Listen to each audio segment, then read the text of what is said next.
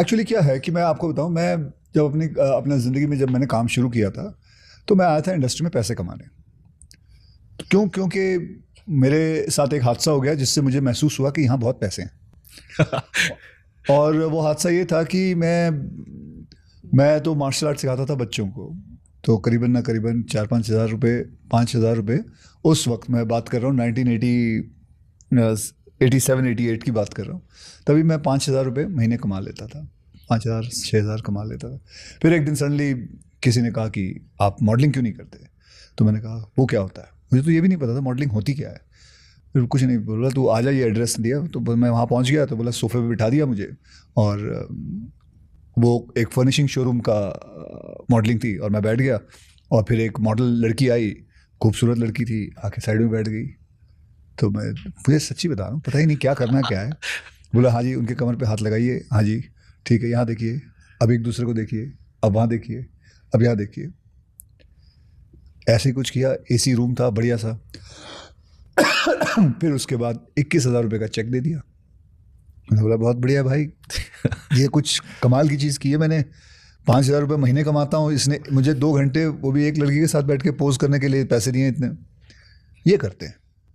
तो फिर मैंने मॉडलिंग शुरू की, उससे करते करते करते फिर मैंने जब फिल्मों में आया तो मैं as a martial artist, because मेरा मार्शल आर्ट बैकग्राउंड था, तो मैंने मार्शल आर्ट किया, और फिर मैं फिल्मों में भी दिखाता था, स्टंट करता था। फिर देखा था कुछ ज़्यादा करके कोई स्टंट नहीं करता था, मैं खुद ही करता था सारे स्टंट, बहुत सारे, कोई ज़्यादा एक्टर्स करते नहीं थे, चाहे वो मोटरसाइकिल हो, चाहे वो जंप मारना हो, चाहे वो प्लेन के ऊपर खड़े रहना हो, सारे किक मारने हो। तो ऐसा लग रहा था जैसे मैं रोज़ जिम ही कर रहा हूँ, उससे बढ़िया काम कोई नहीं था। और जिम करने के आपको जिम वालों को पैसे नहीं देने, वो आपको पैसे देंगे। मेरे to be honest, none of my forefathers are from here. मुझे कुछ नहीं पता था फिल्म इंडस्ट्री के बारे में, जीरो नॉलेज थी। करते करते बहुत सारी एक्शन फिल्में, जब भी कोई एक्शन फिल्म बनती थी, मुझे भट्ट साहब की बात याद है, वो कहते थे अगर यार देख, एक काम करते हैं, इसमें 3 हीरो कर देते हैं, 2 हीरो की फिल्म है लेकिन 3 कर लेते हैं, क्योंकि इसमें थोड़ा एक्शन डाल देंगे, अक्षय को ले लेते हैं। तो वो मुझे लेते थे सिर्फ एक्शन पे, तो ऐसे हो मैंने गया। सुना बाजी कहीं आपकी वर्दी भी शायद गाड़ी में हमेशा रखी थी। नहीं, वो सब गप थी, किसी ने गप मारी हुई है, वो ऐसा नहीं होता था कभी। तो करते करते एक दिन महसूस हुआ यार कि मैं सिर्फ एक बोरियत से आने लगी, और क्या मैं इसी के लिए बनाऊं कि सिर्फ एक्शन ही करना है, मैंने और कुछ नहीं करना। मैं और भी कुछ कर सकता हूँ। महसूस हुआ अपने अंदर ये घिन आने लगी यार कि मैं कुछ और भी तो कर सकता हूँ।